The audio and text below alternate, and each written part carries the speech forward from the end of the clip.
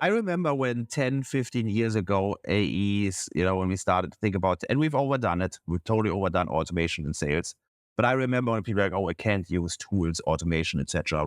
Because selling is also about relationships, maybe even more so because you build a relationship with somebody who doesn't know you, pays you. So I would argue this whole story about partnerships being an art and not a science is exactly what we had in selling before we thought about fun. Again, we've overdone a lot of stuff, but before we started to put systems in place to be more systematic. And automation, if it's used well, and by the way, that's why we have this little co-pilot functionality where the tool tells you what's happening until you feel comfortable and you can put stuff on autopilot, right? If you're like, this works, this feels good.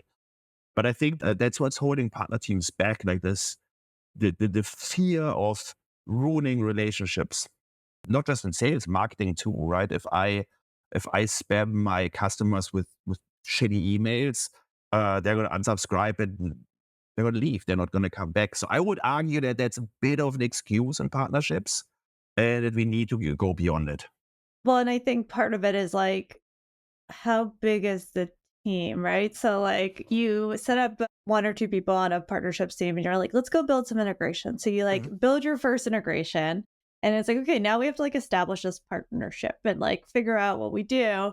But that team probably is off building the next integration and Mhm. the next integration. And we're not expanding the team to build out necessarily, unless you work at a company that invests heavily in a partnerships teams to maintain that first partnership you built. You're just on to the next one, the next one, next one. And so I think what a tool like Superglue does is help you still maintain that partnership and grow that first partnership while continuing to do other things and show the value there.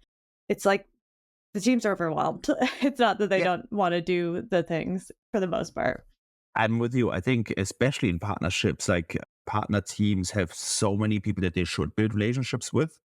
And I think most partner teams, they're good at maintaining relationships with like key people within top partners. But what about the long tail of partners? And what about the secondary contacts at your top partners, right? Like, my previous business, when we built that with Salesforce, or we heavily leaned into our Salesforce relationship, I did this assessment at one point in time and I realized I have 500 AEs that I have some relationships with, 500 just within Salesforce. And the people that I have real relationships with are like 20. So that was the thing. It's like, do I just neglect everybody and just pretend they're, not there, or try to manually stay in touch, or do I find another way to maintain this relationship? And thing is, yeah, if I don't stay in touch with somebody, at least drop them an email every 3 months. They're not going to remember me. Salesforce AEs do like one or two lunch and learns a week. However much they love you, uh, they're probably going to forget about you after 3 weeks or at least 3 months.